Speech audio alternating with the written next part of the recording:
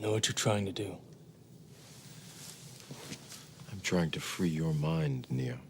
But I can only show you the door. You're the one that has to walk through it. Welcome to the Bread and Thorns podcast.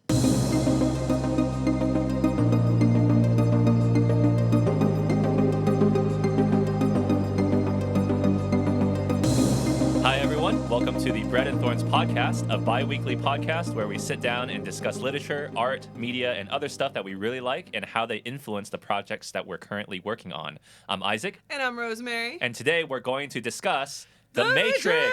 Woo! Woo, Yes, we got it. Heck yes. I'm very excited about this movie. You're excited about this movie, I'm guessing? This is a really good movie. Yeah, and I mean, just to be full disclosure, this is take 3. Take 3 of this podcast at this point.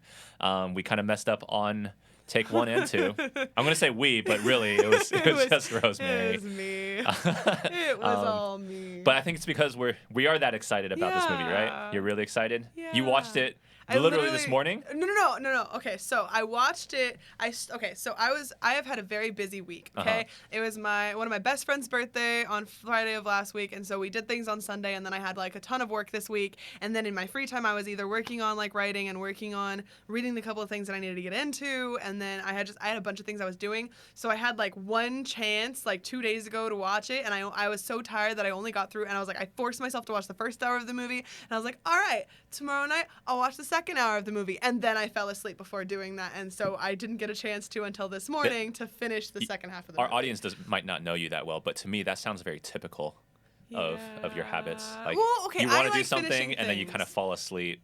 Yeah. And then you want to do something and especially you kind of over fall the asleep. last few months, that's been the thing, is I'm just so tired that like I will really want to do a thing, and then I'm like, but nap. And so that's also the story behind The Matrix. Or watching, it was this morning that you watched it, and then you just ran on through. Yeah. Is that why you were late? That was a little bit why I was late, because I had to finish The Matrix. I was like, no, I refuse to, like, I was like, I need to do this. Plus, the last bit is, like, the coolest part. Yep. So I was like, I need this. It's a great movie. It's such a good movie, dude. Yeah. You also said, I think, when you came in that you remembered it because you watched it when you were a kid, but you don't really remember it. But watching it this time, like, you were okay, so when I watched it as a kid, I was like, they're all wearing black latexy things. That actually became kind of like a style for school kids for a while. I feel like Blade came out after, right? I think so. Part of the like Blade clothing was kind of inspired by the Matrix, just like it all kind of fits together. And I'm just okay, so there are a lot of 90s things that I like, but the clothing is not one of them. And so something where growing up I was like, all right. And it was also like one of the things where as an adult, like there are certain things like Keanu Reeves is nice, but he's a little awkward in the movie, and so as a kid I was like, you're so awkward. Why is this? Have you thing? ever seen Bill and Ted's Excellent Yes, Adventure? but that's amazing. Okay, that is a different level of awkward. That is a beautiful but it's level it's of like awkward. that is his awkward kind of stage, I guess, in acting. It's good stuff. But it works in The Matrix, I think. No, it does. But as a kid, I was like, oh no, oh god. Bill and Ted. Was he Bill or Ted? He was Ted, right? Oh man, I need to watch that. He's Bill. He's Bill. He's Bill. Okay. Ted is the blonde. Right. Okay. Yes, Bill and Ted. I believe he is Bill. I really, really hope I'm not wrong about this. Anyone listening who knows that I'm wrong about this, I'm so sorry. We obviously don't know Bill and Ted as well as we should. We really don't. I actually have wanted to watch it again. Maybe we should watch it. We should watch that. Oh, I'm man. down. Well, Anyway. if you want us to watch it, please let us know. Comments below on the video. But yeah, so basically with this movie, it was something where I wasn't super into the clothing. The point of the Matrix, like the actual legitimate Matrix inside of the Matrix, is that it's supposed to be dreary and boring and hateful because nobody's supposed to want to live there, because human beings won't believe that they won't believe that it's real if it's all nice and bubbly and happy. And so it's so boring and dull, and the color, I hate the color scheme. You don't like the greenish hue on everything. And that's the point. I'm guessing just inside the Matrix, right? Yeah, okay. Because outside it feels real, so it feels more like a regular movie or based on reality, and so it's something where inside it was just growing up, it wasn't that interesting to me. Like, it was really cool, but as an adult, especially like I like studying like the power of belief. Like literally, like if you believe in something, it adds power to the thing. And so with this movie, as an adult, having researched that and worked on that in myself, it was really cool that it's like, actually that's not far off from reality. Right. So I was like, this is really cool. So I got to Yeah, check it I out. think my exposure to The Matrix was similar, Mm-hmm. although obviously I'm older, but I didn't watch the movie in theater because I was too young at that point. I'm pretty sure the movie's rated R. I'm pretty sure. But I know number 2 is for sure, but I don't know. yes, number 2 is definitely, Yeah. number 3 is definitely, I'm very, very sure number 1 is as well. And so I wasn't able to watch it in theaters. But what happened was, I think a couple years after it came out, Yeah. it is rated rated R. R. Nice. And so a couple years after it came out, my brother showed the movie to me, and I don't remember if we like bootlegged it or if we rented it from Blockbuster. Remember Blockbuster? Ooh. That was like one of those movies in Blockbuster. Blockbuster. I think that it was always off the shelves because It's so that many people. good. It was that good, and so many people were renting it, and so we finally watched it, and we watched it on my brother's. I don't know if you know about these computers, but they were called E-machine computers. I'm so and sorry, but no. No, it's okay. A little too they're very outdated for me. obscure, very obscure computers. They're like Windows computers, but Okay. I guess instead of Dell or HP, it was E machines, and they went out of business very quickly after I think we got the computer. But I watched it on his little CRT monitor, and I was just blown away by the movie. I think, and it probably is the reason why this movie rates so high on my movies of all time. It's because of that impression all the way back when I was a kid, and I was just so blown away by this movie because even as a kid, I think because of my upbringing, I actually remember when this movie came out, there were so many like retreats or messages or sermons or whatever in church on the Oh, wow. concepts that the Matrix introduces. Oh, that's funny. And they would use these illustrations from the Matrix as kind of, and this is a very allegorical film, of course, and so you have these illustrations from the movie, and you have these attachments, and I'll talk about it later. Also, But- speaking of first, summary of the movie. So basically, so like he said, it is an R-rated film, but it is a sci-fi epic about hackers who know kung fu and do battle with machines in a post-apocalyptic wasteland. That's the premise of this. Wait, that's the summary for That's the Matrix? The premise. It's Really? The premise. For the Yes. first one? Yeah. Not for all three. Yeah. It's Okay. The first one. I wouldn't know. I wouldn't think of them battling robots in the first one. They're battling machines. What do you think the agents are? They're machines. They're machine little programs. So they're just in the Matrix. Oh. They're battling machines. It's just doing so I guess in you don't like remember the imaginal number realm. 2 and number 3, but that's okay. I do remember number 2 and number 3. But wait, no, because they're little programs inside. Machines are like hardware. Yeah. The agents are software. Oh. Just Okay. No, then apparently I didn't recall that tidbit of information. that's okay. But basically, with Neo, so Neo's the main character, and that's his hacker name.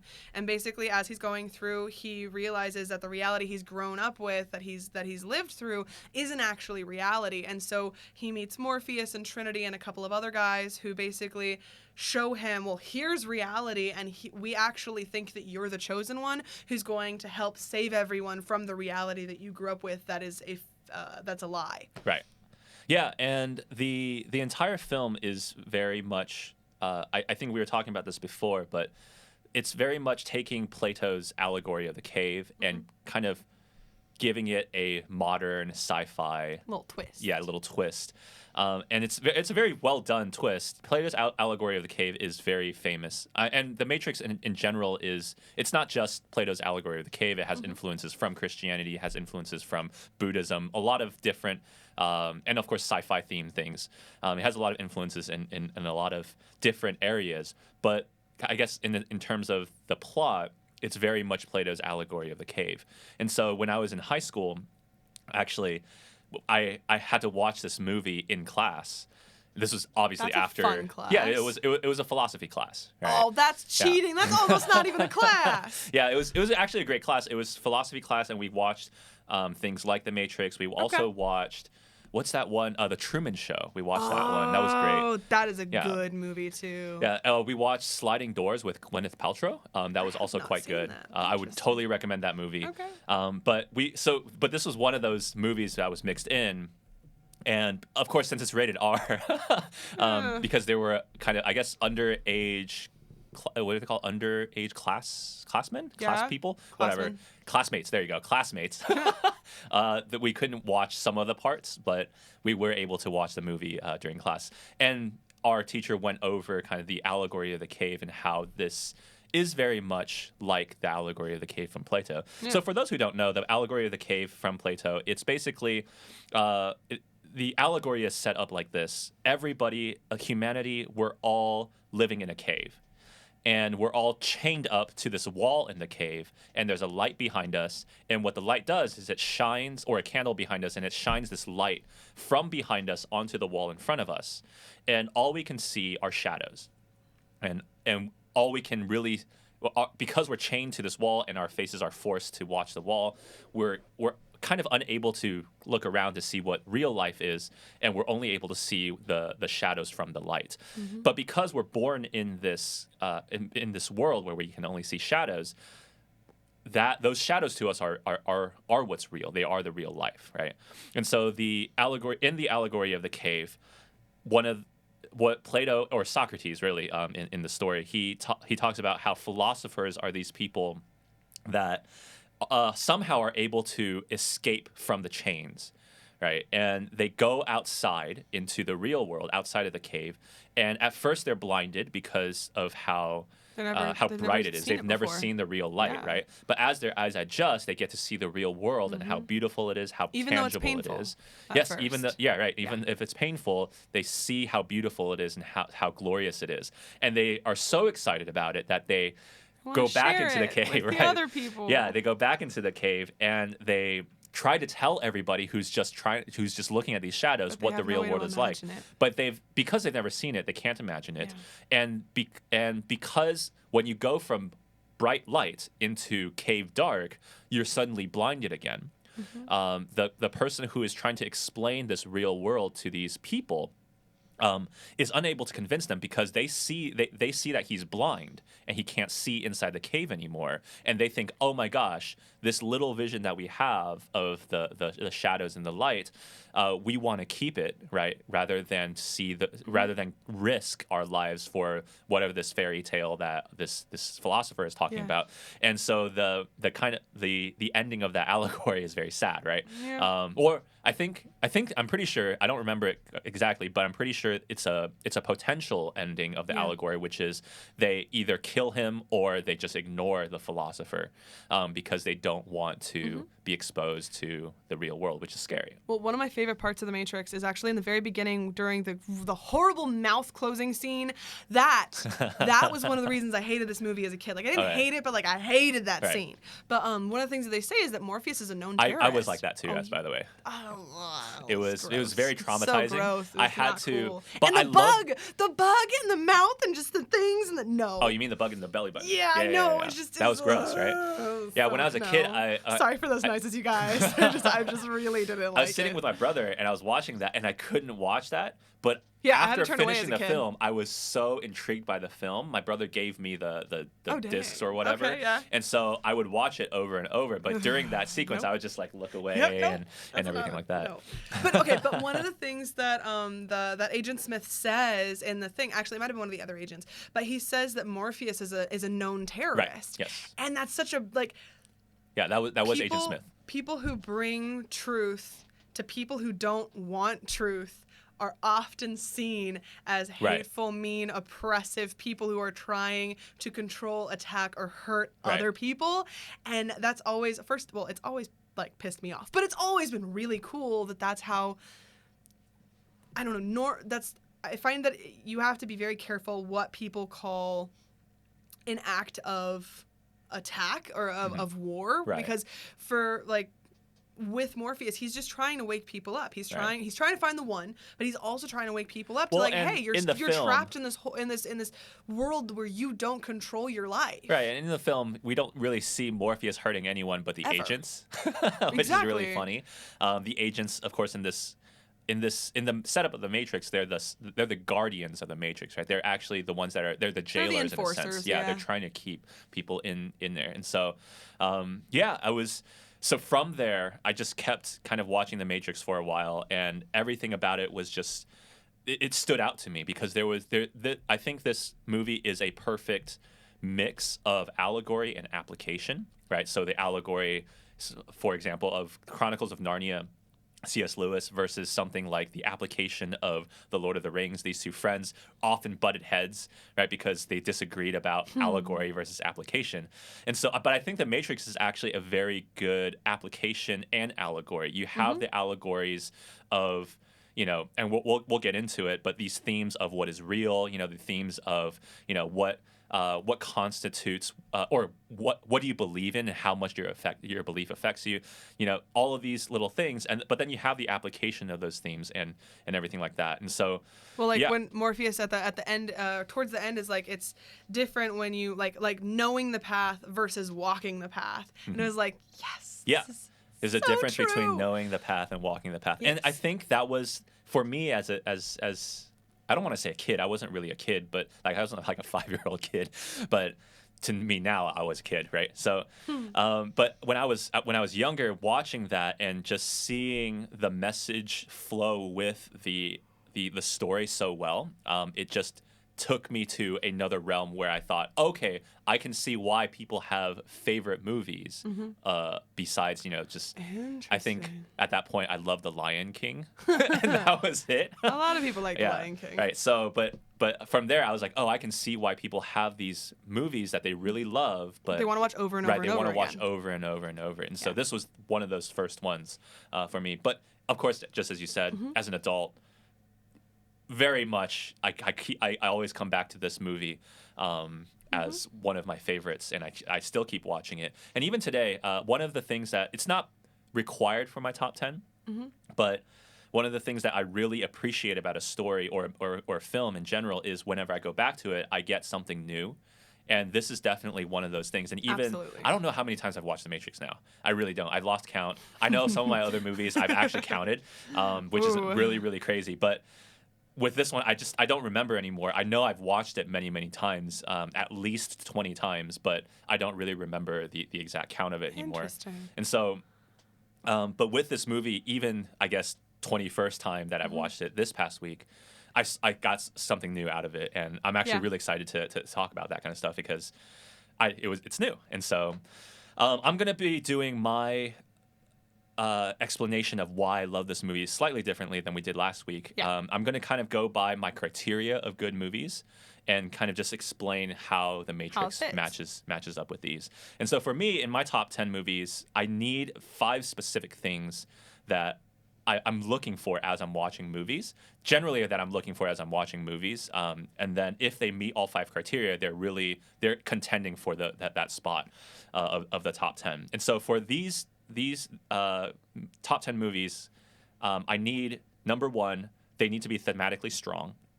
And so I'm a person that's really big on themes, right? And I really like to see themes played out well, not just themes like when we were talking about in Palm Springs. Oh, come on! I'm just kidding.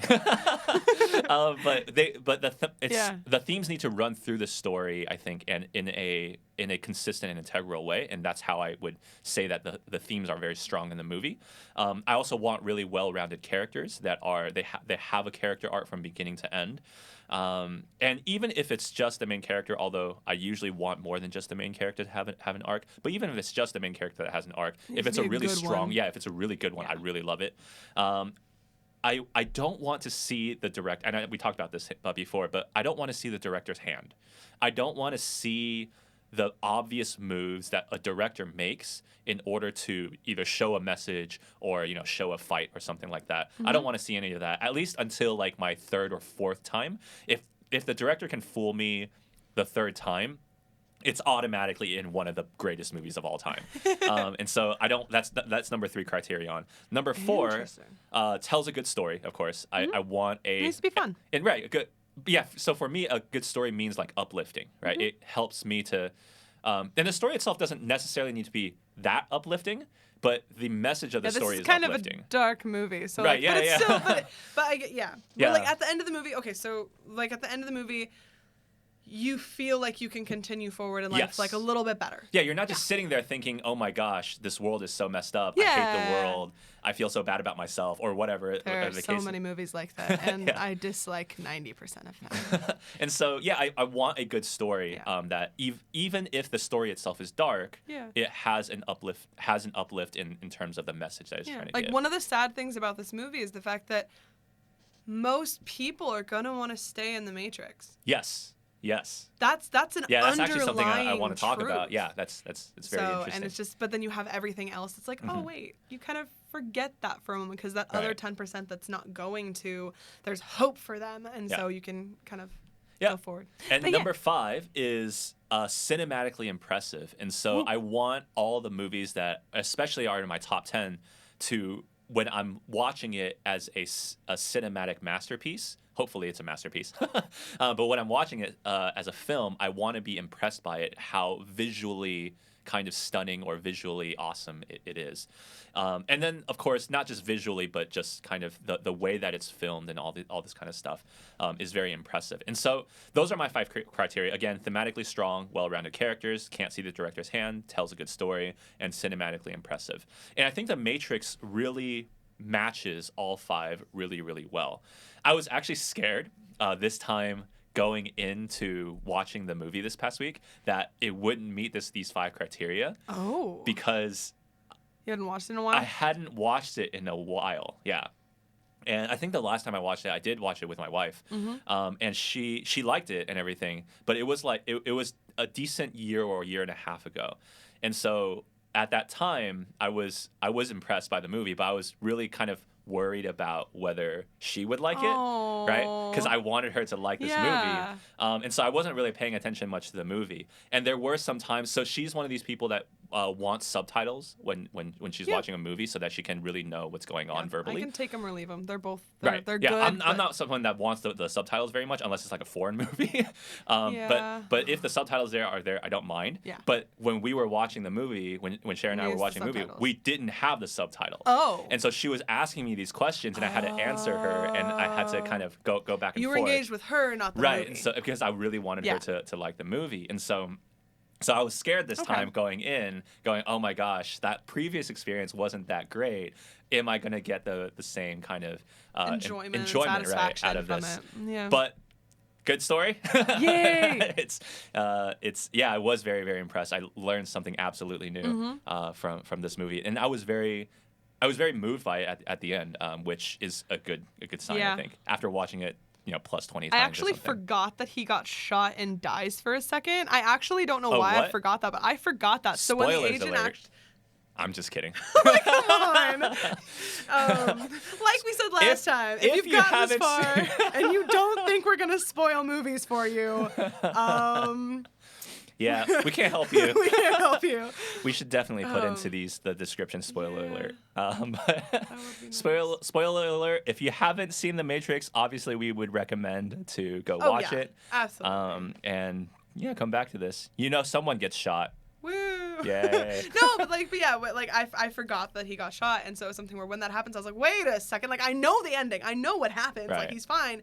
But for a second, I was like, oh wait, oh okay, and so it actually made the little like moment between him and Trinity when he's like kind of dead / unconscious, like it was like, oh, this is so sweet. Like I actually had like a really like it was Right. I had a moment, and I was like, oh. It was really interesting because when I was younger, I didn't really understand kind of what they were going for with Trinity kissing him and him coming back to life, right? And that was really something that bothered me when I was a kid. And so I think when I was younger, this wasn't in my top 10. And actually, you know this because when we were compiling our list of top 10, this wasn't originally in it. You were debating. I was debating, and then as I kind of thought about it, I realized, No, this this needs to is be there. definitely Yes. in the top 10. Yes. It would beat out. For those who are curious, this beat out. What was it? Empire Strikes Back, the Star Yeah. Wars film. And so I still really love Empire Strikes Back. Oh, no, That's a it's great beautiful. movie. It's magical. But this was better. And so I'll go through the 5. And so I'm going to start with cinematically impressive because I think that's the easiest one to or Describe. the shortest one to really describe, Okay. right? The Matrix really changed cinema, I think, in many, many ways. And so one of the ways was how you film action and how you do action. And from the very, very first scene where we have Trinity kick the crap out of these police officers that are just kind of following the orders of the agents, right? From that very scene where she kind of jumps up and has that, 180 spin from the cameras into her kicking that police officer, that moment in film, I think, changed film forever. It did. It actually got a name. So most people, or my understanding is that most people call it bullet time. Oh, yes. Yeah, but I remember it actually got a name for that exact bullet thing. time, right? Yeah. And so previously to The Matrix, you kind of had the 80s action movies with things like Speed or what was it? Die Hard, right? And you had these still very classic action movies, but those movies are very much engaged in when there's a fight scene, they're very much engaged in kind of the brutality of the fight, right? And so when in Die Hard, John McClane just gets completely shredded in the entire movie, and you see all his blood and all this stuff going on, and the fights are very brutal. You can really feel the hits from the combatants and everything like that. And then the chase scenes in Speed, right? The car chase scenes was it a car chase scene? Yes, car chase scenes in Speed, and just everything there. It's very visceral, right? But what The Matrix did with bullet time was it slowed all of that down so that the moments before the impact feel much more cinematic. Right? And you get to see, Trinity jumping up or Neo dodging those bullets or, all these different things, and it slowed all those things down. And there were a few films that try to copy that bullet time, like The One with Jet Li.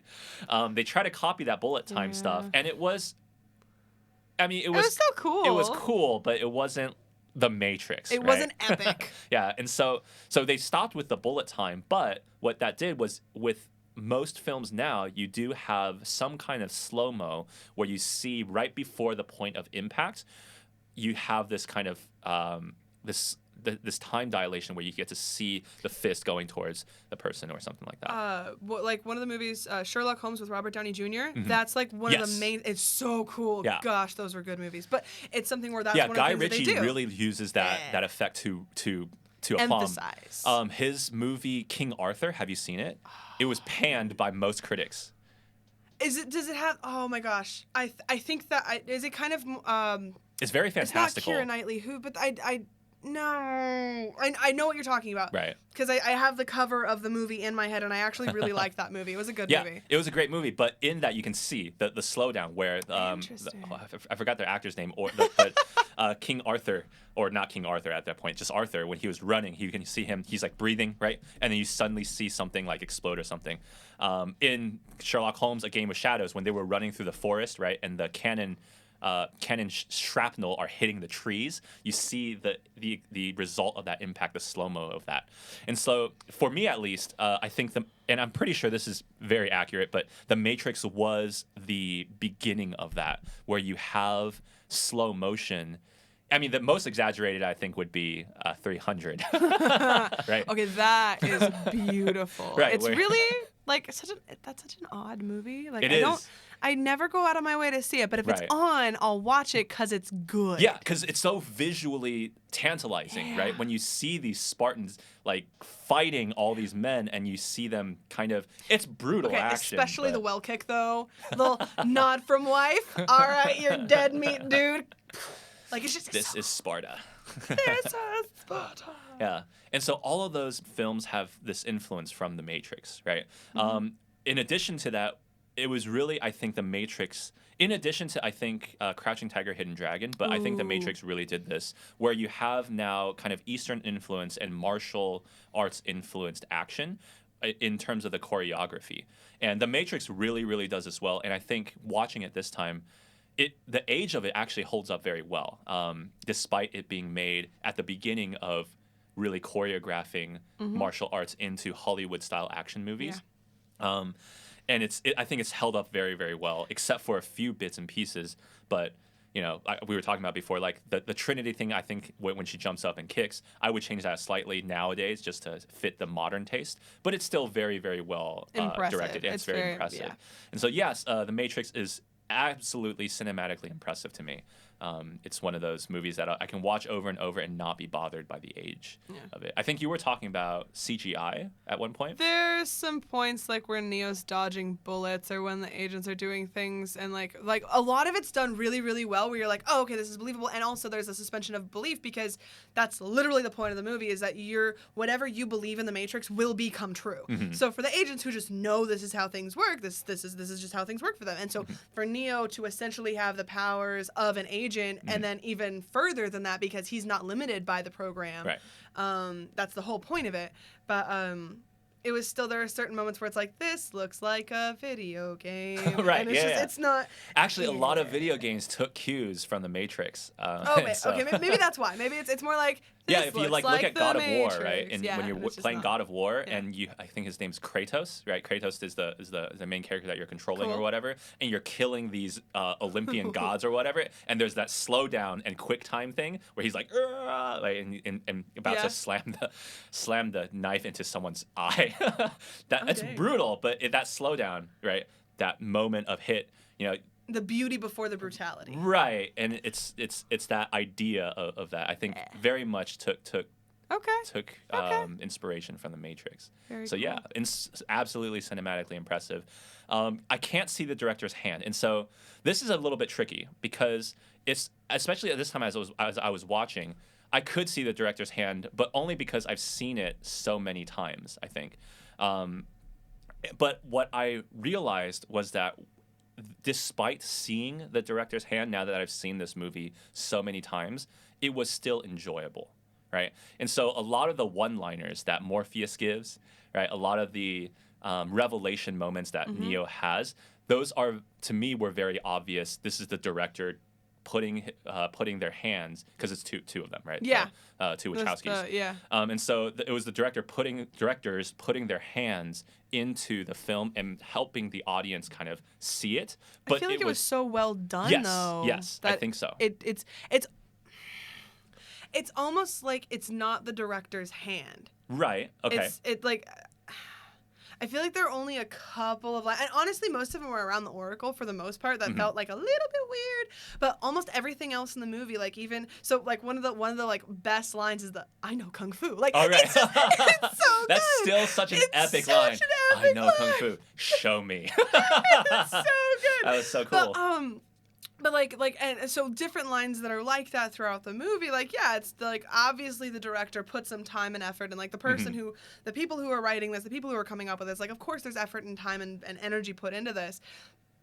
But it's exactly the right thing to be there. Yes. And so it moves the story forward. So it's for me, when I think of like the director's hand, I think of like Guillermo del Toro movies that are like, based on this thing, it is a movie by this man. That's why I can't really watch Guillermo del Toro movies. And so it's something where with The Matrix, I don't have that issue. Right. Because yes, the Matrix movies are all the Matrix movies. Like they're all similar. They all have the same style. But like when you go outside of that, I don't even know if because they did Sensei and Cloud Atlas. Oh, right. Oh, they did V for Vendetta.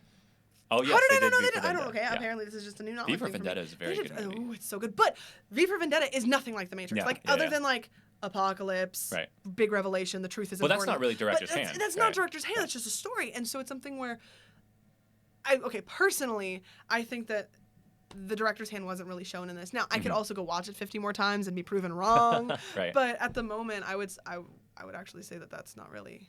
Yeah, I would totally agree with that. Because the thing that I thought about as I was watching the movie of can't see the director's hand, a lot of people say when you're doing film, or when you're trying to make a film, you want to show, not tell, right? But The Matrix does a lot of telling, right? You have Morpheus doing a lot of exposition in both in the scene, right?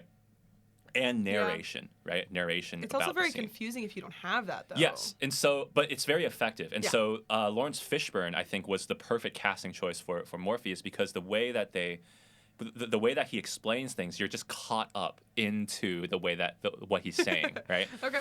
So when he's talking about the Matrix, remember when they're going through it, and it's the woman in red, right? She changes into the agent, Yeah. and so that entire sequence is all exposition, but Yeah. you don't feel it. No. Right? You don't feel it at all because you're just so sucked into what he's saying. Even now, watching it 20 plus times or whatever, I'm Yeah. still sucked into that moment where he's explaining the Matrix. You're kind of watching all these people avoid Morpheus but hit Neo. I thought that was just absolutely hilarious. Because he's done this simulation so many times, he knows how to weave through crowds. But Neo's just like, Well, and the last scene in the movie, he actually, before he does the little Superman, right. like there's actually a distance between him and everyone in the crowd. So it also shows the arc in that way of just like, Right. he believes people are going to bump into him. He believes the people will leave him alone. Like just Well, something simple. well, in terms of the telling, right, showing and telling, and so I think the Matrix actually does both really, really Yes. well. And when you have, and I wouldn't really ever say show don't tell, because when you watch an Aaron Sorkin movie, right, he only tells, but he's been hooked up with really good directors, Yeah. that would I mean, obviously the one that everyone thinks about, I think, is. Or at least film-wise, is The Social Network, Steve Jobs, these kinds of films that Aaron Sorkin did, where the dialogue is the art in the film, right? So they're telling a lot, but there's a lot where you get sucked into that dialogue. Yeah. And so same thing in The Matrix, I think, where you have these lines that the director is clearly trying to tell you a message through what Morpheus is saying, but because it's done so well, you're just kind of sucked in to what's going on. And so even this time when I was watching it, yeah, I was completely blown away by it. So that's the second one, right? Tells a good story. And I was referring to this when I was talking about Plato's Allegory of the Cave. But I think the Allegory of the Cave, as a story in itself, is very universal across human experience, right? I think a lot of people would relate to this idea of, especially the philosopher, if you're the character of the philosopher, you suddenly get this revelation about life. Well, and a lot of different things have it. Like when we were talking about it, the first thing that came to mind was Chronicles of Narnia. Okay. Specifically, like the last battle, but they have it a little bit in Magician's Nephew and a couple of other things too. But when you have like the dwarves in the barn and they're like, they're blind to the thing, even though like Aslan lit up the whole. I think it was a barn. Anyway, but like when he lights I don't everything remember up, as well. I should go back and read the I think it's a barn. I'm pretty sure they're in a barn. But yeah, but it's something where like the dwarves are willfully blind, and they're choosing the darkness that they know over the potential for anything better. Right.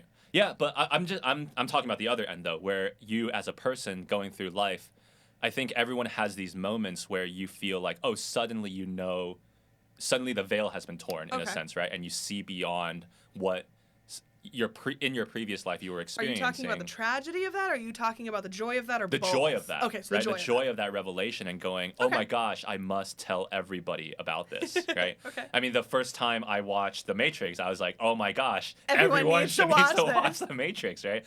And then I guess I didn't have any friends that lived close to me at that point, and so I just watched it myself because I was everybody in my life at that point. That works. And so yes, so I think that idea of seeing the world, right?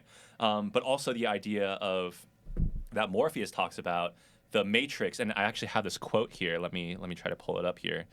The Matrix, it is the world that has been pulled over your eyes to blind you from the truth. Oh, that is such a good line. Yeah, that was I such wrote a good that line. one down too. When and Neo says, "What's the truth?" And then Morpheus is like, "That you are a slave and you were born into this slavery." And that line hits every time. Every time. Every time that I watch this movie, because it's just so true. There's so many things in our lives that just kind of pull us into, right? This slavery or this bondage, and it's a world that's been pulled over our eyes. We can't really see it unless someone reveals it to us, right? Shows us the way.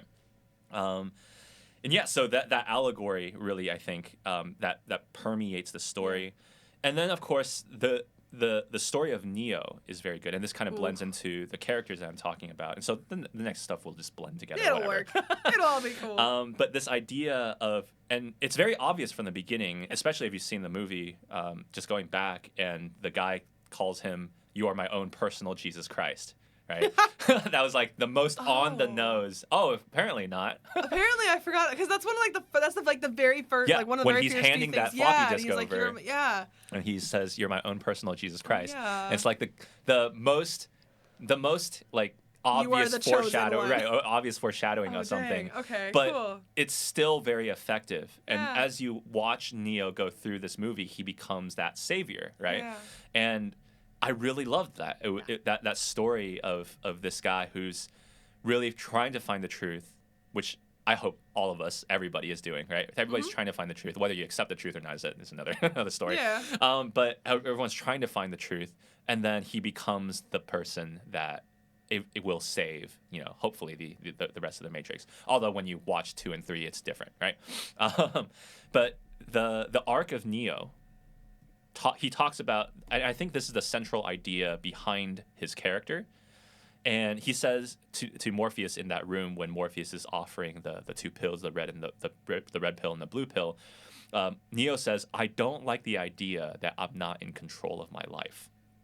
And that line pulls the rest of the story. Right? When I was younger, I used to wonder, when he visited the Oracle, why did the Oracle not tell him that he's the one? Because at the time he wasn't. Well, actually, from the character arc, it's because she knows that he doesn't like being told who he is. Right? Actually, that is a really good way to get people to do things. Right. And so... Because it's like, wait, no, you're not the chosen one. Wait, no! Like, sorry, F you. Like, I'm gonna go be the chosen one. Like, just, like, that Good makes job a lot holding more that sense. cuss word back there. Trying. Because, like, I was just, like, the second you said that, I was like, oh my gosh, this is me. Like, cause Yes, that's just, yeah. Because, like, I totally agree. Yeah. This is a lot of people. I think this is almost everybody would be, in a sense, right?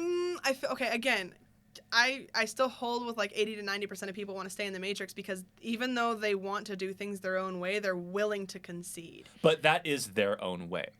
Yeah. Right? It's their own pride. It's their own. But I feel like that's due to programming and training and different things from other people, from outside sources that you've accepted into your life. Right. And it's just, I don't know. But pride is still kind of an intrinsic thing. It's like, I want to hold my own fate. Oh, no, I definitely think people hate themselves if they allow the Matrix to rule their life. But I don't think that hating yourself means you're going to change who you are.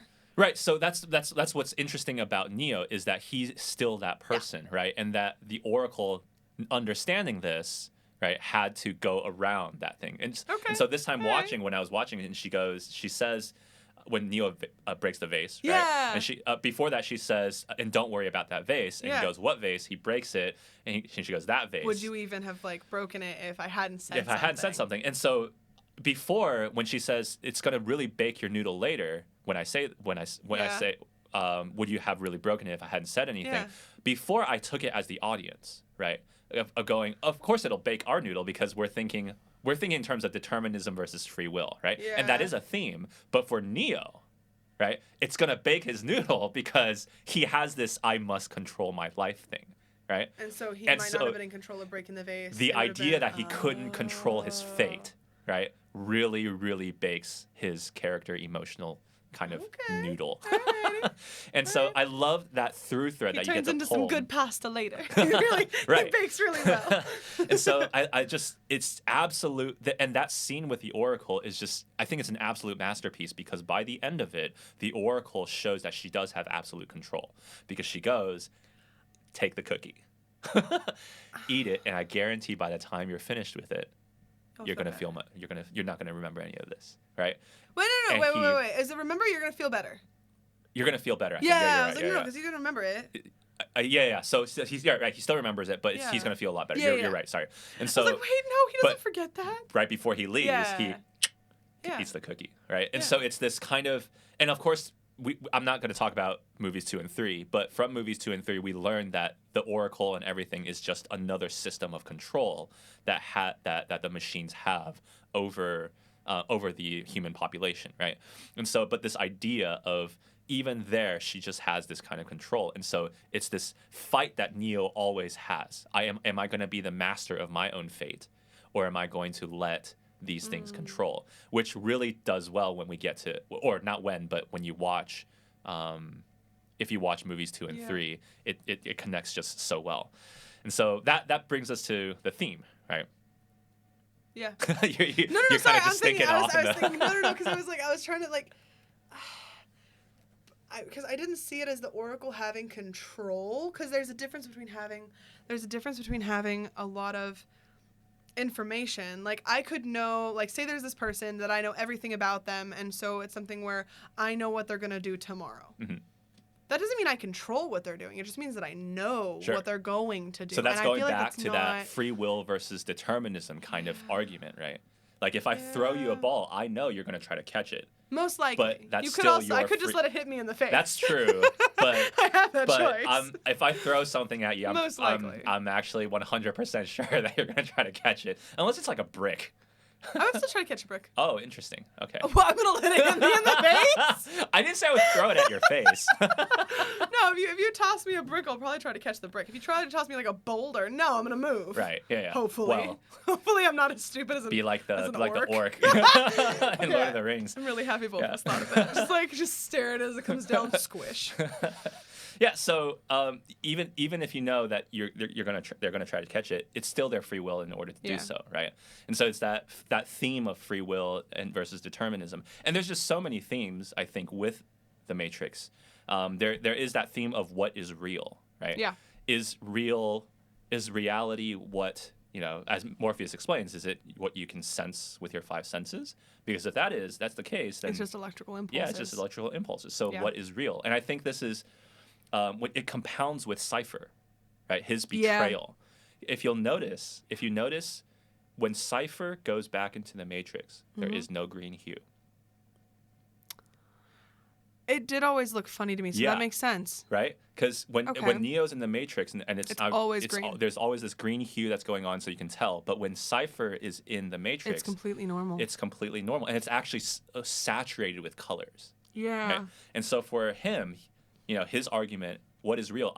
The Matrix is what is real, right? Well, the Matrix is what he wants to be real, which is ironic Mm-hmm. because one of the things that Agent Smith says is that they originally created a happy world. They created a utopia Right. for everyone. They were like, you know what?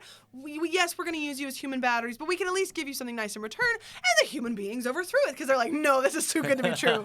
Which is like basically the entire reason. Like that's one I of my love Agent Smith's antagonism. Like it's so well done. it's I think. so good. And Hugo Weaving pulls it off. He's a boss. He's so good. He's so good. Anyway, but it's something where with Cypher originally wanted out. Mhm. Otherwise, he wouldn't be there. Right. And so for him to be under the delusion that he's going to go back in and want to stay there, Mhm. to me, I think that is like one of the greatest. Yeah, one of the greatest self delusions in the movie. But you can see why Cypher would want to oh, go absolutely. back. Oh, right? absolutely. It's Absolutely. yeah. 100%. Completely understand. I mean, you see the gook that they're eating Oh, no, outside just the based on- Matrix, yeah. and just to be able to go back and have steak versus that. Oh no, I Right. completely understand. I also find it hilarious at the very, very end of the credits. It's like, hey, go look up www. What is the Matrix, and the password is steak. I was like, Oh, yeah. this is great. Anyway, but I didn't actually know that was at the end. that is a thing. But it was too early for after movie scenes. I think I always just finish the but- credits after the one thing changes and it changes to the list and I just stop watching. No, that makes sense. Anyway, but it's something where I completely because there are some dreams that happen where you have them and when you wake up you either didn't want them to end Mhm. or you were so surprised that it was just a dream. Yeah. And so to be able to choose, honestly, depending on how much control I have over the dream world, that is a very, very enticing offer of I get to go back in and create the world that I want.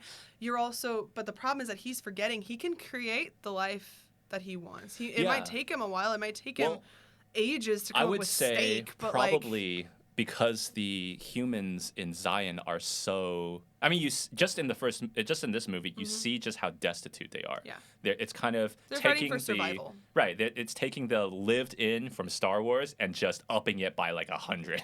They're Yeah. living by the what is it? What's the expression? Living by the something by a thread. Don't remember? You're thinking. Nope, I'm thinking living on a prayer, and that's not. Okay, that's so the they're wrong living on a one. prayer. The entire Nebuchadnezzar is living on a prayer. Actually, that's pretty accurate. That's pretty accurate, that right? works. But so they're all in for this kind of The survival prayer for mode. Neo. Yeah. And so you understand, like he might not have in the real world this ability. But this time while I was watching, I was kept wondering, are there societies in this little world where they're not humans from Zion, or they're not humans that are attached to Zion, but they've kind of detached themselves from Zion and they live in their own little matrix, right? They've programmed, so they retain all their memories, but they go back in. And because that would be a very intriguing. There's a movie that does this, or at least a book. Well, I'm so upset now, but that is an actual thing where they basically like they created their own. Oh, okay. So this is one of my favorite book series, and it's the Pendragon series. It has nothing to do with the Pendragon. I hate that every time I research it, it always pulls up Arthur, and I'm like, no, it's Bobby Pendragon and time and world traveling. How dare you? But it's by D.J. McHale. The book 4 is called The Reality Bug, and there's actually this world where what these people have created is called Lifelight, and it's on this in this world called Velox. And basically they have created, so it originally started off as, hey, in your free time we created this virtual world. You can go and have whatever you want. You can go eat pizza, you can go play with your dog, you can go on vacation without ever actually leaving your home city. Imagine if you just went to the center of LA, there's this giant pyramid, you could go in and hallucinate about whatever you wanted to. No drugs involved. You just go, and then they take care of your body for you. You have this little cute jumpsuit. They take care of all bathroom needs and everything. The problem is that people get so addicted to this world, so addicted to the non-reality, that the rest of society collapses because everybody's in this thing. They're in Lifelight. So it makes a fascinating argument for the Matrix, I think, right? Because where you have these... I would think, and the Animatrix actually explores this a little bit. And to be honest, I think I actually told you this. I was very tempted to put Animatrix in my top 10 instead of the Matrix. After watching the Matrix this time, I'm definitely nope. The Animatrix is a very good collection of short stories, but this is an absolute masterpiece. But the Animatrix explores this idea a little bit, where they have there's a short called Matriculated, and these people have kind of created their own psychedelic version of the Matrix. And it's just a very intriguing idea, but also a very real idea of, yes, like people want to know what's real, but also in our kind of, in a sense, a fallen human nature, in a way, that we want we want what's easiest, and we want what feels good, we want what's comfortable, hedonistic, all these kinds of things. And I wouldn't be surprised that there are actually I wouldn't be surprised if there are more people that would like create colonies that are jacked into the Matrix more than the Zion people that want to live in the real world, right?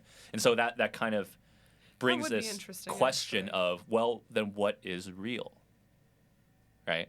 Because that is actually a good point at that point. I honestly feel like what is real isn't actually a good question to ask. Okay. Because personally... So I have a perception of the world. You have your own perception of the world. They may or may not. Actually, we have proven that they are often not the same perception. Sure, right. And so it's something where I think that you should...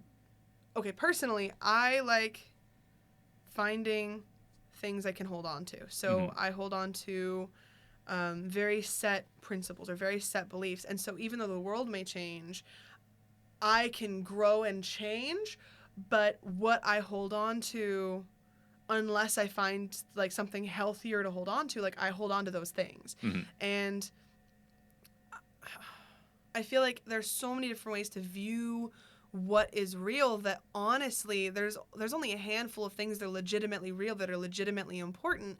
And if you focus on those things, then the rest of the world becomes either absolutely... Okay, actually, I think if you really honestly focus on them, the world becomes enjoyable, but in a very different way, where you're able to experience a sense of like gratitude and appreciation without having to worry all the time, without having to be afraid all the time, because you know what? This is life. This is how we're living. Just take it as it comes and move forward. And so, yeah, I really don't... Personally, I don't think that like what is real is... Well, in a sense, the question, what is real... If we're going to view it in this way, the way that you're presenting it, it's not what is real, like what is tangible, right? And that's actually the idea that Morpheus was trying to break Neo out of, right? But rather, what is real becomes a question of what do you value, right? Do you value truth? Do you value, or do you value your own pleasure? Comfort. Right, Yeah. comfort, all these kinds of things.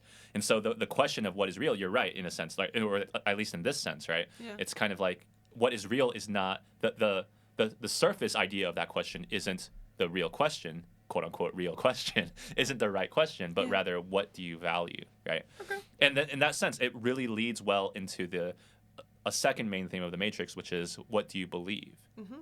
Right? How does your belief affect what you do? Right? One of the things that I'm going to try to find it. I have so many notes about this movie. And I think for all my movies, Good I'm going to have movie. to. Highlighted Yeah, notes. I should highlight my notes. What were we saying? Well, okay. Well, he's looking at that. One of the things that with the principle of belief is that your beliefs actively change the environment around you, like the physical world, not just the energy around you or the it actually there's so many science experiments that they've done. The one that I like that's really he's still looking. The two that I think that are really cool is one, they actually tested something. I'm not going to go into the specifics, but basically there was this guy who tested if he thinks about his plant at certain points, how does the plant react? Like if he's thinking positive thoughts, or if something really, really good happens to him and he's thinking about the plant. And so they actually did prove that the plant completely registers a boost of energy during key points, and if the guy if the scientist was thinking about the plant during big emotional experiences, the plant would also experience a burst of energy, directly correlating with what he was doing. And so it's something where how you energetically send information to other things, which sounds weird, but it's very, very important. Right. And so a lot of people just kind of blunder through life not thinking about their thoughts or how their energy impacts the things around them. And so that was very cool. The other thing is there's a physics... Well, we can see that in a...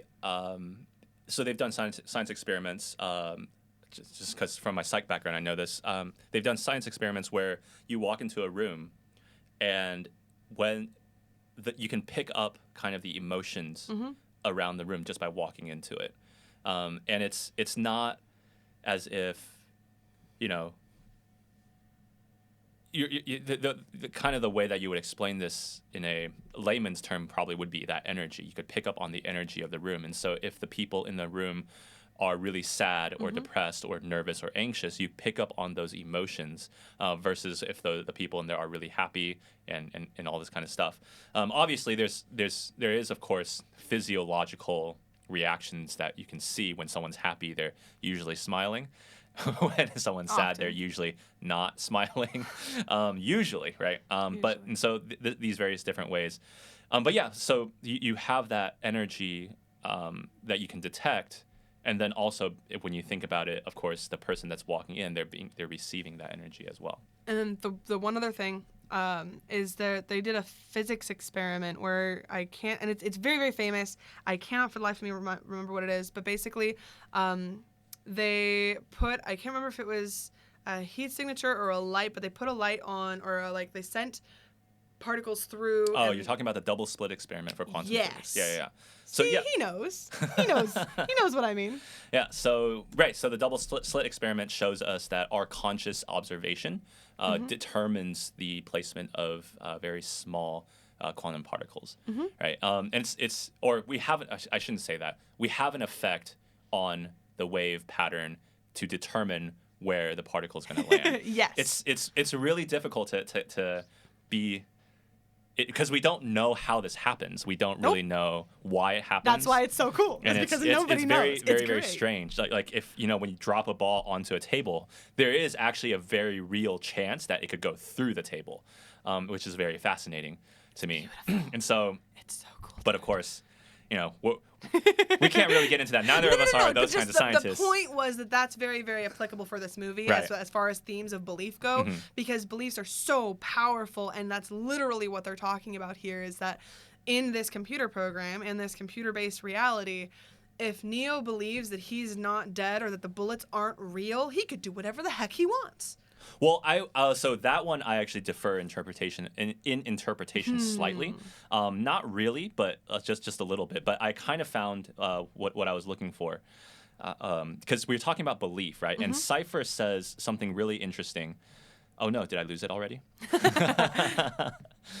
I'm looking through this thing. So Cypher says something interesting. He says that. Oh nope. You got this. I got this. I know I have this. It's somewhere in this little pile of text that I got. So if you guys want to see Cypher our says notes this, or something, all I do is what he tells me to do. Right? All I do is what he tells me to do. And I choose the matrix, right? And so to him, his reality was someone telling him what to do, something to do, and he had to obey. And so in his reality, he didn't want to obey, right? His value wasn't that obedience. And so that I just found that really, it's how your beliefs change the way that you perceive reality, right? He's choosing to go to the matrix, not because it's real in the sense of like a high concept real, but because what he wants to be reality is he is in control. Yeah, right? Which is not the reality of his reality. Right, which is not with the reality that he's living in. And so I find that so interesting to that, and I think that's very human to do.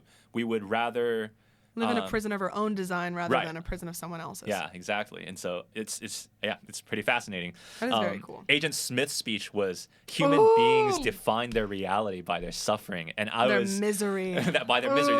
Yes, misery and suffering. And this time when I heard it, it was so tangible the way that he said it, because I guess it's because of the kind of crisis situation that was world part of is the in reason right I was now. late this morning is because I had to pause the movie to reevaluate my life for 2 minutes. So yeah, it's a very good line. It's just really fascinating, and it was said by the antagonist. And yeah, we're kind of over time already, but we're not gonna be able to go into me gushing about Agent Smith and Hugo Weaving's thing about him. But it was just this idea, like we often define our reality by if not our own suffering, by how other people are suffering around us, or how other people are miserable around us, right? Misery loves company in that sense. And so that was just kind of a tip of the iceberg kind of thing for Agent Smith. And then the final thing that I kind of wanted to talk about was the characters, right? And this is a well-rounded character. We kind of already described Neo, but this time while I was watching through, I was paying more attention to Trinity. And this will tie back to what I disagreed about you with. No, same. Not really disagreed, but just kind of I take a slightly different approach. Okay. Because Trinity is the first person that we hear from the very beginning. Either Trinity or Cypher. Is she I'm pretty to sure it's Cypher? Trinity though. Yeah, I she's think it's talking to Trinity. Cypher. Yeah. And he asks her why she's relieving him, and he accuses her, you like watching him, right? Yeah. And you don't really know this going into the movie blind, but when you rewatch the movie, you go, oh, she's watching. She's Neo. she's interested. Like she's watching the love of her life. She's Edward. But you know, oh no, because she's a girl, I we didn't kind of realize that. we kind of just well, give her, but he's also give her the trapped in the benefit of the doubt. Matrix. Edward and no, never mind. We're not gonna go. No, We're not gonna go there. We like the Matrix wow, rabbit we've hole. talked We about are Twilight not gonna more go in than other favorite movies. That's really fascinating. sad. I Anyway. haven't even ever watched Twilight, but so she's watching him, right? Yeah. I mean, in a sense, she is attracted she's to this paying character. attention. Right, she's paying attention, but obviously through that paying attention, from the dialogue we could hear, he's also interesting. Yeah, I mean, he's a hacker Right. who just like gives people, I don't even know what was on the floppy disk, but like things. Yeah. So and it's just that's his thing. very like similar to what she was, right? Because when we were introduced to her proper, he's living he a double goes- life. Yeah, you know, well, no. When we're introduced to Trinity proper, he goes, "Oh, you're that hacker that hacked the Yeah. He said IRSD base or something like that. And she was like, "I thought you were a dude," and she goes, "Most guys do, right?" Yeah. And so, but she having approached Neo, she has this attraction to him, right? Yeah. So originally, when I watched the movie. Not originally, I shouldn't say, but when I was younger watching the movies over and over again, I wasn't that interested in Trinity. Nope. just because to me that it seemed like that was her character. She was attracted to him. But as I watched the movie this time, It's considerably more than that. it seemed like she was both attracted and afraid of him. Yes. Right? And that's kind of an interesting sign of, I would think, true love, right? In a sense, like when you're married, your spouse, you're both in love with your spouse and you fear your spouse at the same time. Should right? Cher and I have a conversation? No, it should be very real, right? You should be afraid of your spouse. Like you should be afraid of disappointing. Their power over you? Right, yeah, Oh, of course. okay. You should be afraid of their power over you, right? And that's why in a lot of marriages, I would say that a lot of marriages don't.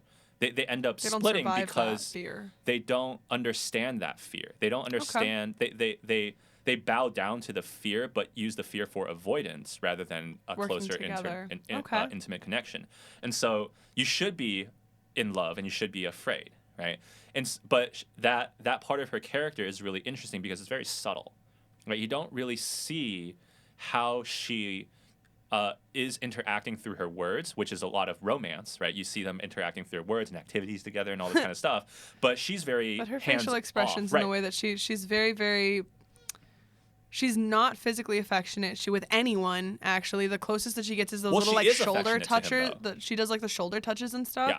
But for the most part, she's physically affectionate towards him, but she stays away from him, right? And like her core is away, even though like you can see that she constantly wants to touch him. She wants to be near him, but she's like, no, I can't. Yeah. And so when you have this it was really funny this time when Neo is introduced to the crew, right? And Trinity is introduced in like the reverse James Bond. You know, like in James Bond, the classic scene is the girl with a bikini rising out of the water, and you see just like the curves and all this kind of stuff. But here, she's rising out of this tank of clearly sewage stuff, and she has this this sweater thing. She has gloves on. She's like pulling back her hair because it's like there's stuff and gunk all over it. It's but the she reverse, looks like right? such a badass. Right. Anyways, right. like So that's like one of the cool parts. I just found it funny that it was the reverse of what you would expect to be the sexy femme fatale character. Okay, but right? it's also one of those things where like, okay, so people assume that okay, no, I take it back. Blonde in a bikini is visually easy. It's comfortable. Right. Most people. Well, it's very Hollywood. It's very Hollywood, but most people like. The most attractive girl in the Fast and Furious movies is the mechanic chick. I've because never she's seen so the Fast cool. and Okay, fine. Furious Think. movies. Well, I mean, Trinity was kind of the who- only chick. Well, okay. Did you watch the Transformers movies? I feel like you can't tolerate Michael Bay. I don't know if that's a thing or not. Did you watch Megan the first Fox? one? Yes. Okay. Megan Fox. Yes, she is drop dead gorgeous. However, one of the cool things about her is the fact that when he's having car problems, even though they're not real car problems, like she's able to get under the hood, kind of get her hands dirty a little bit, and kind of know things. Well, and so that's more like competence, right? Yes. So what I'm talking about is more of the visual aspect of what happened there, right? It's a reverse of what you typically expect. Yes. But still, you understand that she's, just from the context that she's the girl of the girl that the guy it's just a complex wants. attractiveness. Sure. Yeah. Like, I that's totally why. agree. Oh, okay. Yeah. I'm not saying she's not attractive. great. I'm saying when I used to it's the think she wasn't reverse attractive. of I mean I think she's perfectly fine in terms of attraction, but I'm just saying that reversal of expectation was really funny to me. But yeah, so she's very off-ish with him, right? In the car when they're driving to the Oracle, she can't really speak her mind, right? So she tells him, he asks her, "What did the Oracle say to you?" Right? She just turns away, and she just kind of smiles and then like stumbles in her smile and then turns away, and so you kind of there's something weird going on there. Like what is going on there? You also know that she falls in love with him pretty early on because she's one of the like she becomes such a believer like on the level of Morpheus because she's like, well, okay, I wouldn't really? No, I would say she doesn't believe, right? Like about halfway through the movie, she's already in love with him because that's at the point where like she makes the I comment think like she- no, like he's okay. the one So- because she's in love with him and she can't fall. No, it's that I think that's how people typically view that. Oh, then which okay, is what do I you don't think that's what's going on. Think about her character arc. Her character arc, as far as we know, from the very beginning is not from the very beginning. She's a hacker and all this kind of stuff, right? When she met the Oracle, right? She is given this word or prophetic thing or whatever, right? You are going to fall in love with the one, right? But she's not this kind of. She's a very, I guess, in control, in command type of person. Very, to me at least, she seemed very rational. That's why her and Neo work well together. Well, hold on, but before Okay, we keep get to going. that. So she's very rational, right? She's very doesn't display her emotions that much, right? And which leads me to think that she understands her responsibility as a person to identify who the one is, right? And so for her to feel this attraction to somebody, right? She is immediately going, okay, am I going to fall in love with this person or not, right? What if I fall in love with a person but it's not the one, right? What if I really like this person but it's not the one? I'm afraid to then Okay. go after this, right? Yeah. I don't want to go after something like that because I want to choose the one so that we know he's the one and then we can do this, right? That's why her and Cypher have that argument from the beginning, right? He was always saying, you don't believe Morpheus, do you? And but she has this thing about her that she's going, I'm supposed to be responsibility. attracted Okay. to the one. Not supposed to be, I should say. I'm I'm going to be yeah. attracted to the one, right? And if that is true, well, it's not like you're attracted to only one person in the world. No, there's right? multiple. You're attracted to multiple people in the world. This happens to everybody. And so you have to be responsible with whom you're attracted to, right? Does that make sense, right? And so that is her fear, right? She's afraid because for all this time, she knows I'm going to be attracted to the one. It doesn't even have to be like I'm going to be attracted to the one and then that's going to be it. It's like I'm going to be attracted to the one, but maybe he's not even going to be my mate, right? I might meet someone else. And so there's all this kind of emotion, right? I would think that would undergo that. No, that makes sense. right? No, because that's very like again, most people would have that Right. issue. And so in that fear, Hmm. she doesn't respond well, right? And so it takes all this entire movie to bring her to a point where she's almost there. Morpheus says, right? You believe me now, right? Because even he knows Trinity was doubting, right? He knows that she was doubting who Neo was. And he goes, "Do you believe me now?" But Trinity doesn't give an answer at that point, right? But you can tell she's because we, the audience, are also believing. Yeah.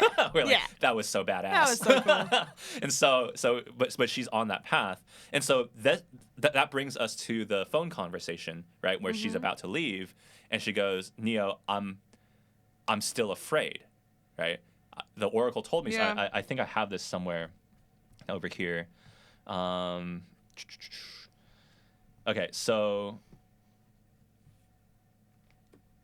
Oh, yeah. So she says, everything the Oracle has told me has come true. Everything but this. But what is this? You know?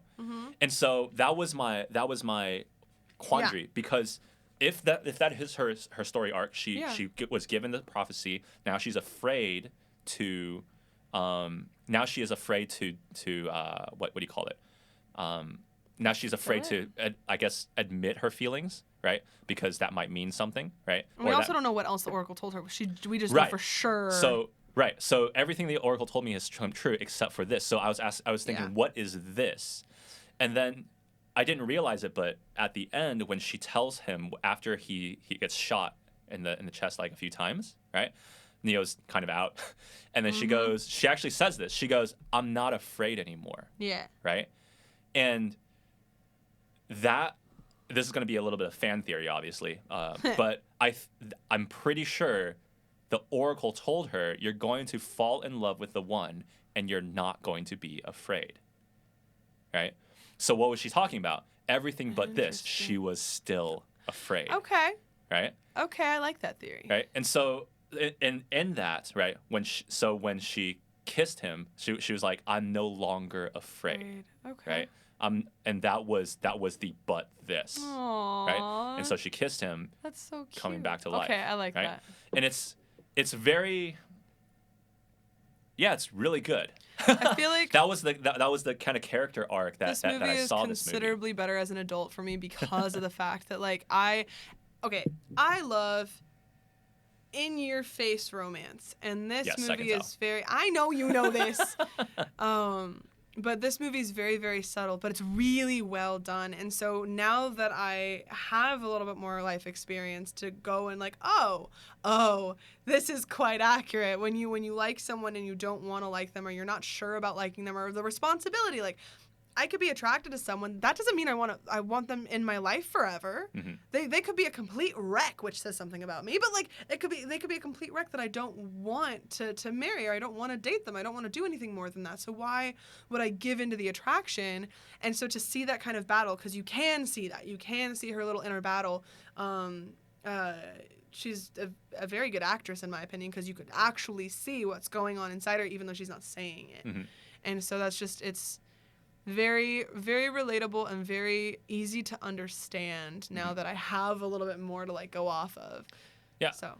Yeah, and it leads up, that whole thing kind of leads up to this very allegorical point, right? Where Neo is resurrected, right? He comes back to life.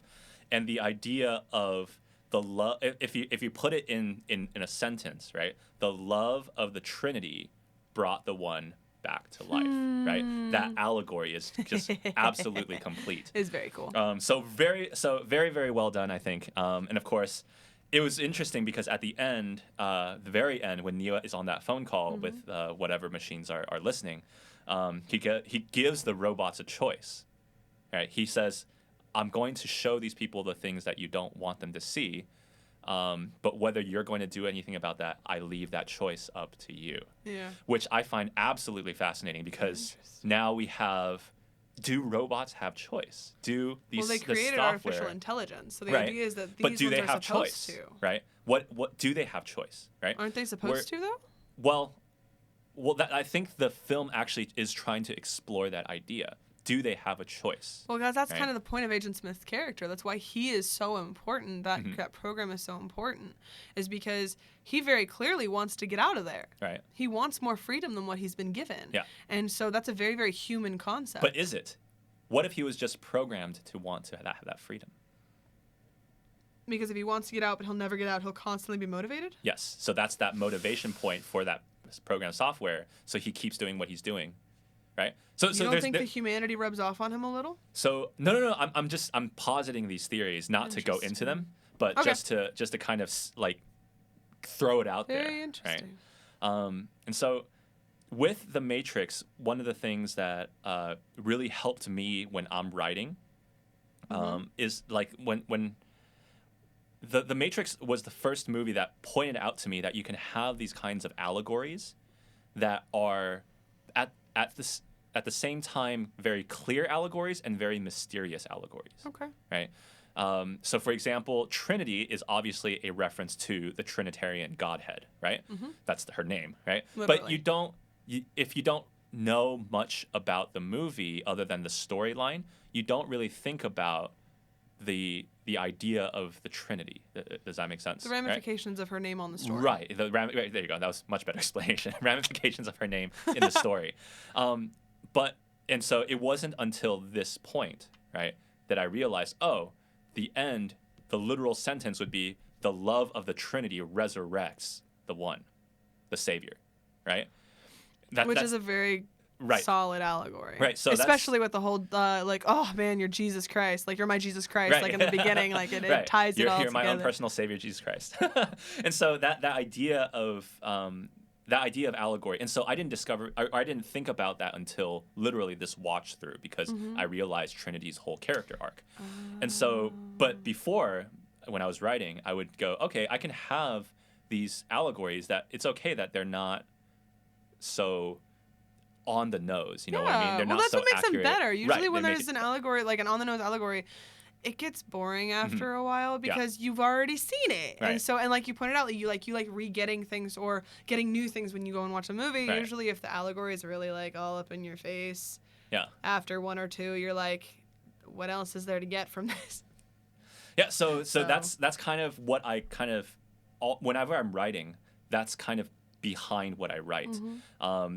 Just last night, I was thinking about I've been practicing drawing, and I've been practicing how to draw light bulbs. And so I have this page in my iPad where it's just like 100 light bulbs. So many light bulbs. But I kind of wanted to write a small little comic based on those light bulbs because that's more fun than just drawing light bulbs, like having the light bulbs do something. But outside of like one panel, I couldn't think of any stories. And it wasn't until I realized, I can be a little bit more self-referential with my allegories and that be okay with that. Like, I don't have to be so stringent on what I'm doing. Big, huge picture things. Yeah, I don't have to do that. And, clearly, like, I still don't know why they called the ship the Nebuchadnezzar. Like, that was the weird, that is a biblical reference. Yeah. But I don't know why, right? I would love to think about that more, but we don't have to. Apparently you are going. She's she's looking at her iPad now, sure. And so. But there's all these things that you can have, but you don't have to kind of worry about them as you're building out the story. And so that's kind of how the Matrix really influenced my writing. Also, the twist. Obviously, I think the twist is still one of the best twists in all of cinema. Right. Which the the coming back twist to life of what the Matrix is. So when he wakes up in that the horror, pods. the horror of the pods. I still think that's one That of the... is a really, really... Because you weren't expecting that. Yeah. That's... Okay. I still think At the even when moment, you're I can't expecting think it... of a better one, but I feel like it would definitely be up there. Yeah. But I don't know. I think in a sense it's just like the power of that twist was so It was well impressive. done. And Yeah. it was done in the beginning, too. Mm-hmm. So I feel like it's even more powerful because usually you're expecting it towards the end. You're expecting something to happen. And so for you to get like that much Well, you're of a expecting plot stuff twist in the now, beginning. not so much back then, right? You're not so Okay, much I expecting... can't speak for that because I have always expected things, but I've also that's always true. been me, and I've also always been after that. Right. So I mean, there were twists in the movies back then, but it wasn't like this. And so I think No. The Matrix also helped me to go, okay, wow, like you can do these kinds of twists in the story. no, as we get more and do that. intellectual as a society, we want more entertainment, and so often we want to be either horrified or confused, some kind of tantalizing, like out of reach concept. And so as we go further past the intellectualization of the world, you end up, that's the only way to entertain people is to constantly do your best to pull the world over their eyes, essentially. Do you have anything else to say on The Matrix? Okay, just as a thing for the Nebuchadnezzar, because Okay. I was like, You just looked it up? Wikipedia's beautiful, and I'll probably do a little more research because I'm curious, but it's something where one of the things that they were talking about is that during the time, so at that time in the reign of a previous king, conditions changed, good departed and evil was regular. And so it's possible that one of the things they were thinking of is during the reign of Nebuchadnezzar, you have good departed and evil was regular, and they're working on fixing that. They're working on changing that. And so it could be just something like that. I feel like that's That also doesn't really click with me, simple. but well, let's it go clicked with that. with me, but anyway, but I liked that. Cool. So the next thing then for our podcast would be then to draw from the hat. Woo! Unfortunately, My hat was kind of, because it has a lot of like feathers and flowers and things. It was like a steampunk kind of thing, like a romantic steampunk look. Anyway, it didn't like the car trips, so I've left it at home. so we're working on getting another hat. I'll get another hat. I'll have to another put hat. Not in. that you'll notice, but now I'll have another hat by next week. But we'll have a less, yeah. I guess, audio-inducing sound. No, because there's Maybe. no audio-inducing sound there. Oh, okay. So you're gonna choose? Is that No, you're how, choosing. Oh, I'm still choosing. You're choosing. Okay. I'm just adding sound. So I'm going to effects. choose from the hat, which is not a hat. It's not a hat anymore. Oh, okay. So I'm gonna drop and you can tell me when to stop. And I'm literally gonna stop. Ooh, okay. I'm excited. What is the next movie? The next movie is Princess Bride. And Princess Bride. I'm so excited, dude. Oh, I forgot to I'm so reveal. happy. The Oh, yeah, what? Matrix is Oh, number yeah. 10 on my list. So we've actually now done both the number 10 Yeah. for Rosemary and the number 10 Ironically. for me. We So didn't- that's pretty great. Yeah, it was really cool. It was random, and we just happened. But Princess Bride is not next. number 9. I've It's never considerably higher. seen Princess Bride. I've had several okay, friends, that hurts. including an ex-girlfriend, that told me to watch it. So I don't know if I will like this movie, but I I'm am gonna anticipating. be so sad if he doesn't. Oh no, this will legitimately. Well, I'm hurt excited my about soul. Princess Bride because a lot of people have told me that it's good. so good. Yeah. Also, okay, I'm also one of those nerds who actually read. Okay, technically, I read the abridged version because that's the version you read because the first one is so terribly boring, and the abridged author knows this, and that's why the movie was created. Is because you want something more entertaining than the first version of this. The first version is a satire and it's not fun, but the book, the abridged version, and then the movie is just magical and wonderful and great. And I have actually read that, and it's delightful, especially the author's commentary. Anyway, I'm excited. This is gonna be cool, but from this, we can go into the dime segment. Woohoo! And so basically, I actually have two things. So I'm gonna sometimes I'm gonna flip between a quote or a joke, or a quote and a joke. We'll see what happens. But as far as today, I have a little bit of both. I was a little excited about it. So the first one, because it's the Matrix, and so I was amused by this. So this is.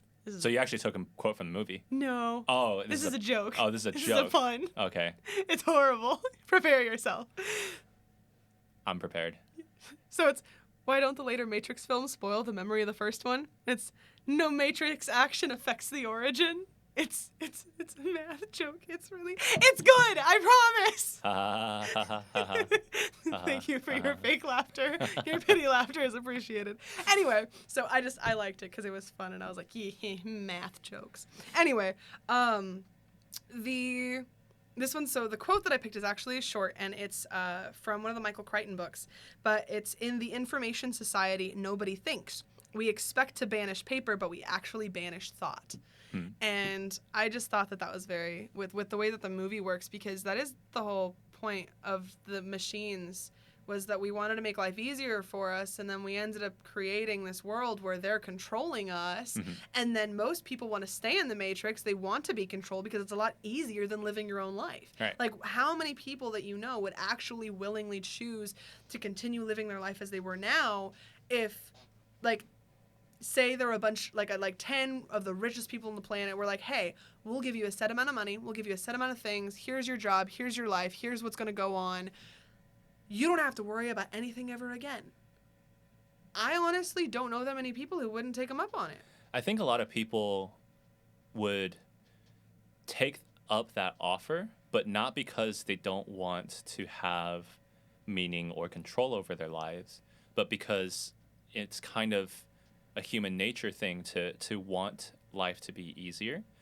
But I think it's our search through I think it's our search through life for meaning that causes us to do this. And so a lot of times we go through life and we think that by making it easier, we will make it more meaningful, right? Because we think, if I just didn't have to do this, I would have more time to do this other thing that I want to pursue, right? Is an illusion. Right, it's an illusion, right? So the idea of an easy life being the catalyst for something great doesn't exist. It's actually the life that has to push through hardship that you mold yourself into becoming a person that can,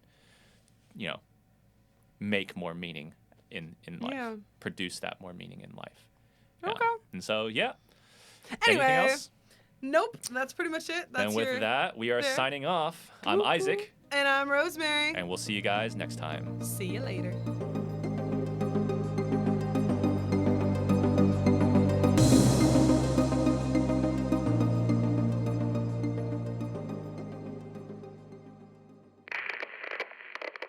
I know you're out there. I can feel you now. I know that you're afraid. You're afraid of us. You're afraid of change. I don't know the future. I didn't come here to tell you how this is going to end. I came here to tell you how it's going to begin. I'm going to hang up this phone, and then I'm going to show these people what you don't want them to see. I'm going to show them a world without you. A world without rules and controls, without borders or boundaries. A world where anything is possible.